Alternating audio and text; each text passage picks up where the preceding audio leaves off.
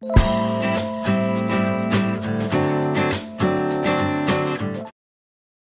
everyone, and welcome to this week's SIA Tech Chat. I am Rhiannon Collier, and I'm delighted to be joined by Bob Hiss, Managing Director at Accenture, and Bob is in their Products and Platforms unit. So, Bob, thank you very much for joining us today. Pleasure. Nice to be here. So 2016 was a big year for Accenture, and you continue to invest in a number of innovative technologies, and specifically a number around digital and security capabilities. Why is that so important to the Accenture strategy? Our Chief Technology Officer actually is answering some of this tomorrow at a rollout of our 2017 technology vision. But I mean, if you look at the history of computing, we've gone through the mainframe wave, the mini computer wave, the microcomputer wave. We've entered and maybe we're peaking at the mobile phone wave. What's happening now is a chip and a radio is going in almost every device you can conceive of to create the Internet of Things and the connectivity of devices. That's going to just unleash just torrents of information that are going to be available to consumers and to enterprises that serve businesses and those consumers. That's all part of the digital world when Accenture describes digital. It means the digital transmission of information that either was never captured or was captured and stored in an analog form out at some sensor or some meter out there in the field, we're reading on a pump. If that stuff now starts to come back, all that information is going to have to come back through powerful devices with strong, powerful networks into cloud-based hosted environments with terabytes of storage. That's the whole digital world Accenture is talking about. And for the innovative or clever business, they're going to have to figure out how do they, as a large enterprise, the companies that Accenture serves, how do they adapt their business to that before some new entrant comes in and adapts their industry for them. Now, given you've got all that connectivity in the digital world, that's going to make security more important now than ever. So we've all heard the story of the substation in your local neighborhood is protected by nothing more than a fence, and it's largely been an analog world. As that becomes a digitally connected environment where information is meant to flow upstream, it can also flow downstream. If that's not a secure network, then what's the risk to us as consumers of electricity or to the utility of that environment being taken over? We've all read the Yahoo stories, hundreds of millions of personal information from users being let out into the wild through security breaches. So with the power of all the connectivity in the digital world comes the risk of the unsecure storage and transmission and collection of all that information. So Accenture is trying to get out ahead of this for our clients, both to help them construct those digital worlds, make it work for our clients, and make them secure through all the parts of that network from collection up to storage and transmission. That's why. Great. Now, when you're looking at these companies that you're investing in, so security companies and such, what does Accenture look for when you guys look to buy, kind of a small company for all intents and purposes?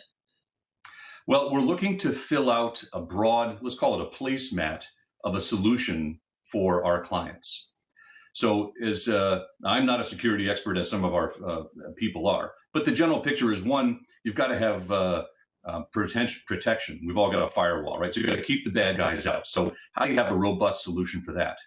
Second, the bad guys do get in.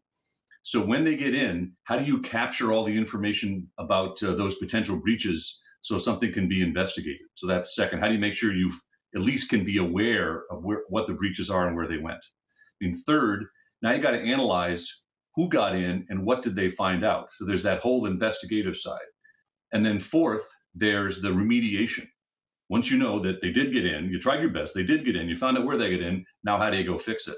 So if you look at those four parts of a placemat, that's part of the security story. And again, it's going to be on every device that's in this interconnected network, whether it's out there in the field or in transmission or stored in the cloud somewhere.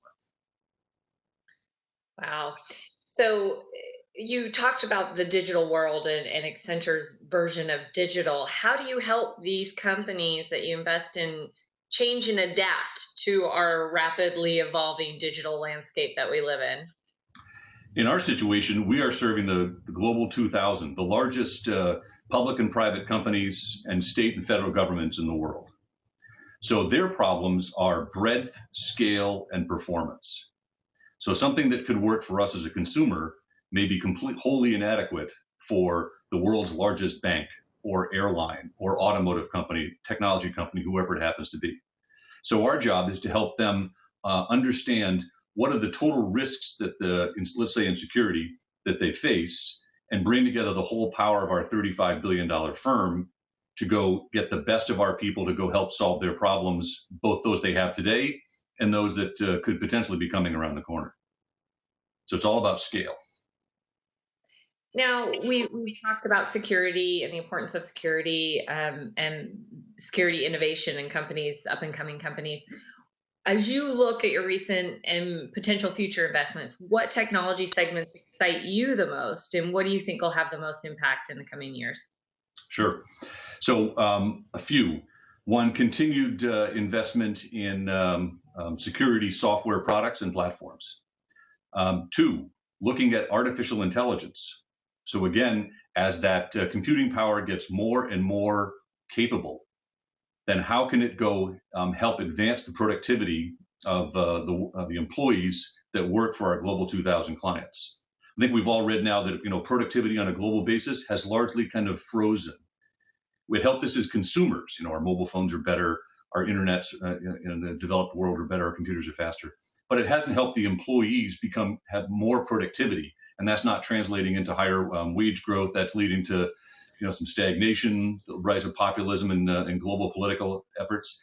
So what helps unleash that is higher productivity. What could do that is having the computer now not just be a tool that does what you tell it, but starts to help enhance what you can do. What are examples? A new employee, let's say, joins Accenture. Someone in our HR group's got to go execute a whole bunch of scripts in order to go log that employee in. We got to put them in our SAP system, all that stuff. Kind of repetitive manual things. There's a first generation of tools coming around that are called, cognitive robotic solutions. So they are automating those scripts, but those scripts can get network delays, virus issues. The scripts can freeze if they don't work exactly like they were trained to do when they were recorded by a person, entering a new employee into Accenture's SAP system. So there's artificial intelligence, for example, that can be applied to that script. So now it can be even more productive. Now that's going to allow the new employee gets brought into our company or your company. They're all the automated process through all of our systems of payroll and tax and benefits and all that stuff that can execute. And now our human resources people are dealing with the personal issues of recruiting, identifying talent, developing people's skills, and not the mundane transaction of typing in their employee number into a human resources system. So that's an example of the productivity side that we think that from artificial intelligence could really power. And there's others. No, that's great. I mean, one of the biggest challenges, right, is retaining and acquiring new talent. So if we could spend more personal time on that, I think that's fantastic. Bob, thank you so much for your time and insights today. For more information on Accenture and SIIA, please visit our websites and stay tuned for next week's Tech Chat.